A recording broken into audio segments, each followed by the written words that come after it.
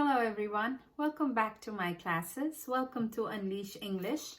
I am your teacher, Chandrani, and this is a very requested video. It is the second part of my analysis of James Joyce's Arabic. The link to the first part is there in the description box. Anybody who would like to go back and listen to what we had discussed in our first part can go ahead and check that out. Before I start my class or my discussion, I'll make a kind request to everyone. If these videos are in any which way helpful, please encourage me by hitting a like button. Please smash that subscribe button as well. And if you please oblige me by clicking that bell icon so that you get notified every time when I upload a video. Your comments are extremely valuable to me. So if you write a comment expressing your thoughts on the videos, good comments, bad comments, doesn't matter. But if you write a comment, that will be very encouraging for me as well. Again, as I am saying that I am making these little videos hoping that it is reaching out to all of you. So I need that encouragement. I need that subscription, the like, the comments, in order to be assured that whatever I'm doing, it's fine. It's reaching out to everyone. Again, if there are any suggestions, you can go ahead and let me know that as well. Okay, so let's start. Now, in the last discussion video, in the last vlog, I had stopped at a point where we were discussing the boy hero and the main character, the protagonist in James Joyce's short story Arabic. And we were talking about the boy hero, his personality, how loner and how thoughtful sort of a boy he is, and how he is very distant and very cut off from the rest of his surroundings. And we stopped at a point when, he meets Mangan's sister, his muse, his inspiration in life, the only reason that gives him some sort of happiness and some sort of pleasure. He decides to go to Arabi to get something for Mangan's sister from this place known as Arabi. Now, of course, I had mentioned in my previous video, and once again, the link will be in the description box, so you can go ahead and check it out. If you do not go to the first part, and if you are in this second video, things might seem a little incoherent. Things might seem a little not gelling in. So it's my request that please go to the first video and watch the video entirely and then come to this one, and everything must fall into place. Now, to the boy hero, as I said, that North Richmond Street wasn't, and the people living in North Richmond Street were of no interest. He was not finding any fun or any attention or any sort of interesting element in his current ambience. He's a loner, he's a thinker, he's much removed from all his surrounding. Then what is he? If he is not a regular teenager of his time, then who is he and what is he? The story does explain us about the inclinations of the boy hero. And the boy hero is, or in his fantasy, he thinks himself to be a Middle English knight. He believes in this concepts of chivalry. And his concept of love is not sexual at all. His concept of love is rather platonic, where the lady love is visualized as a goddess, and he is like the Middle English knight, and he wants to get something for the lady love to show or to prove his chivalry.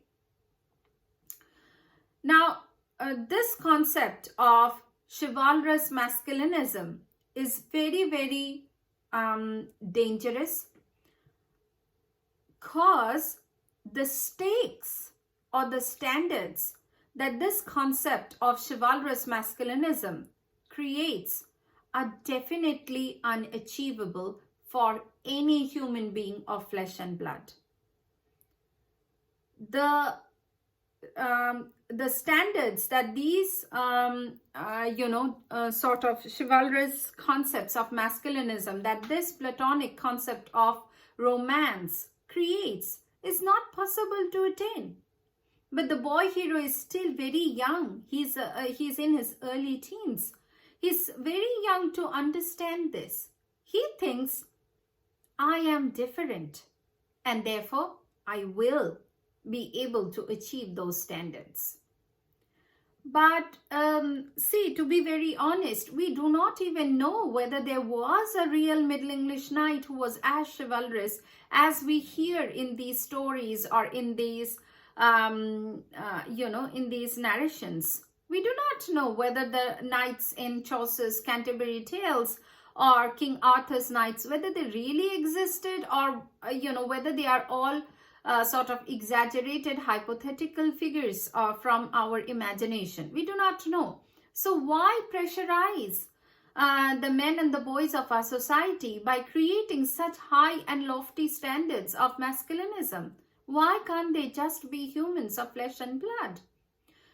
Nevertheless, let's come back to the story. So the boy hero is definitely unaware about how futile his attempts are going to be. And he considers himself to be a Middle English knight out to get something for the lady love, to make her happy. And in this attempt, he quietly waits for the days until he is supposed to go to Araby.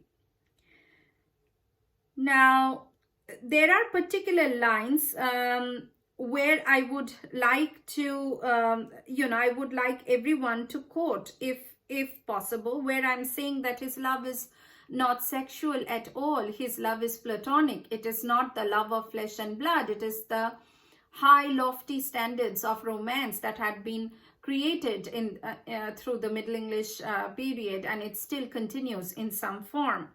As you can see, I am quoting, "All my senses seemed to desire to veil themselves, and feeling that I was about to slip from them, I pressed the palms of my hands together. They trembled, murmuring, 'O love,' many times." No problem with him falling in love. Of course, he's a teenager. Of course, these are the first stirrings of sexuality within him. No problem with that. But look at the bodily sort of gestures. He pressed the palms of his hands together and he murmured, "Oh love, oh love." Is this, don't you think it is more like worship than love? Don't you think it is, he is probably confusing the concepts of pray, love, romance altogether. He's making it into something that will be a little difficult for him to achieve later on. Let's see what happens. And then finally, he has that conversation with Mangan's sister. And of course, Mangan's sister is probably a little more aware of the worldly ways. She does not even knows the boy hero's name. In fact, nobody knows the boy hero's name. And she casually flirts with him, and she calls him a boy. So as readers, we are at once made aware of the non-seriousness of her flirtations. But the boy hero never realizes that. He is so lovesick at this point of time that he doesn't even realizes that this girl, whom he is almost worshipping like a deity, does not even knows his name. So, is it really a very serious sort of a thing? And of course, the day arrives and he is absolutely impatient to go to the bazaar, because the bazaar or Araby is like a temple to him. It is the place where his love, where his worship for his beloved will meet fulfillment. So he is absolutely impatient to go there. However, there are a lot of sort of hindrance that come on his way. The first one coming from the ant, who says, and I'm quoting, "I'm afraid you may put off your bazaar for this night of our Lord."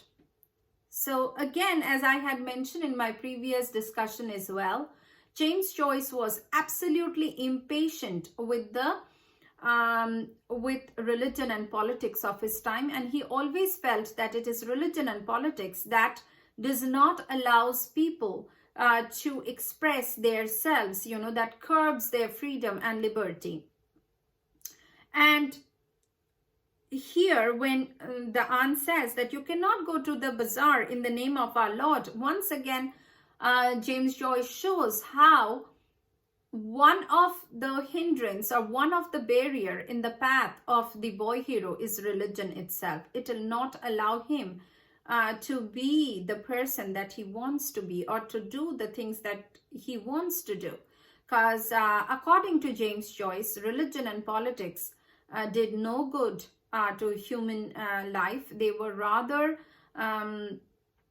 very strict sort of boundaries that curbed individualism.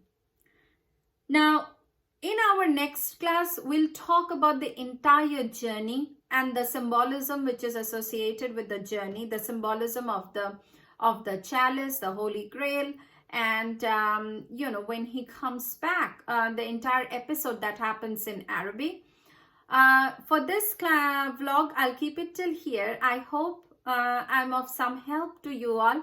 Once again, please encourage me by smashing that subscribe button. Please like the videos. Please leave a comment and do press the bell icon. Thank you so much. Good night. Bye.